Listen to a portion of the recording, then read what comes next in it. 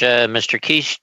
Turning then to Ms. Baldwin, Executive Director, Pillar Nonprofit Network. Ms. Baldwin.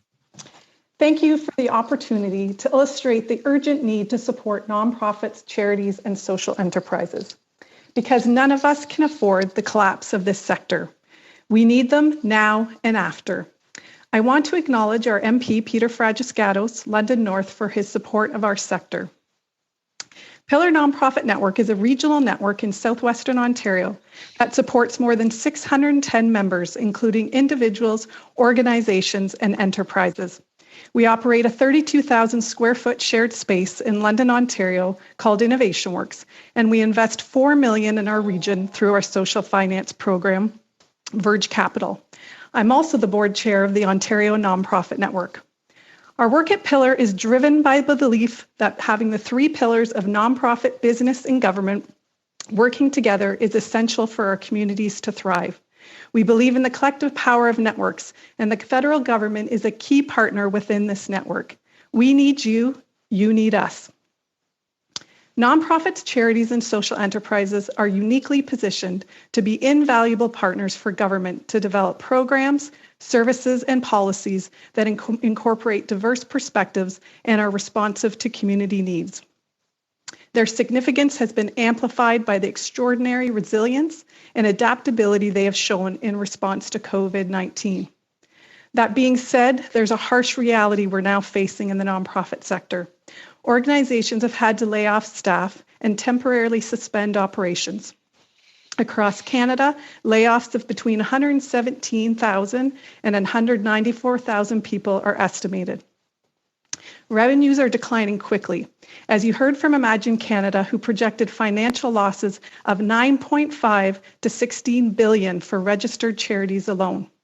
Demand for services has been, in many cases, increased, even for organizations that are not on the front line. In addition to measures needed to respond to COVID-19, there are many other issues that are being exacerbated by the pandemic.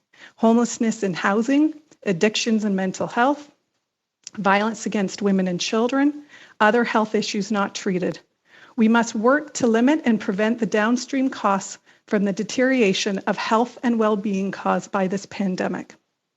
Take, for example, a local board I serve on, Atlosa Family Healing Services, that supports Indigenous-led programming, including a women's shelter and resting spaces that have seen an increase in demand for services, and we anticipate even greater demand once we come through this crisis. To date, the federal government has invested a great deal in helping individuals, businesses, and organizations. Regrettably, many nonprofits, charities, and social enterprises simply do not qualify for some of the economic response measures.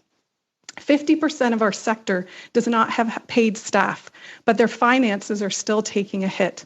Many sport leagues are fueled by volunteers, yet they contribute to the economy and to our health and well-being.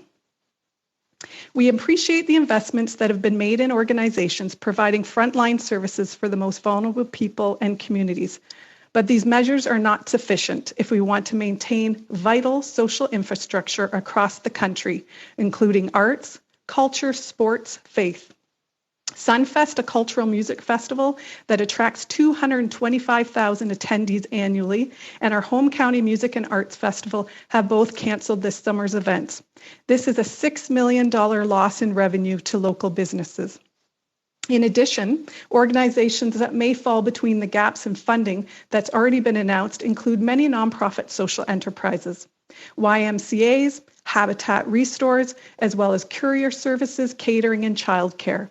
These nonprofits rely on earned income to supplement government funding streams. In fact, 45% of revenue for the core charitable sector is from earned revenue. They are suffering the loss of sales of goods and services, just as small businesses. Goodwill Industry Ontario Great Lakes has had to lay off 850 staff, many of whom have already faced barriers, and the organization has seen a loss of $125,000 per day. That represents 90% of their funding. A broad fund for the sector would alleviate the challenges I've outlined today. That is why we, along with the thousands of organizations and people you have heard from, are supporting the Sector Resilience Grant Program proposal submitted by Imagine Canada. It will manage the multiple requests from various sectors. It will save the government time, including the time spent by staff and elected officials with subsectors. It will save the government in the long run, money in the long run. We estimate that around $6 billion in emergency funding is still urgently needed. This number was not brought forward lightly.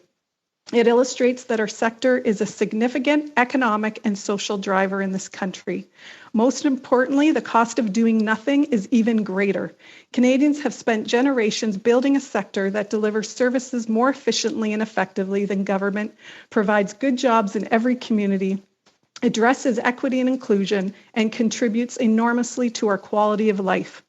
Take a moment to imagine your community without support for people with disabilities, mental health issues, without shelters, and without organizations rallying for the eradication of diseases, without supports for those new to Canada and for seniors, without places of worship, amateur sports, and community centres, without community theatres, festivals, and museums, and so much more. It would take years and far greater investment to rebuild this sector than it will take it to preserve it today. While you consider our proposal, I ask you to pause, to imagine the organizations you personally support and engage with. Pause to imagine if they no longer existed. Every single person in this country benefits from this vital sector. We cannot afford to let it collapse. This is the moment for your support. Thank you for listening, and I'm happy to answer any of your questions.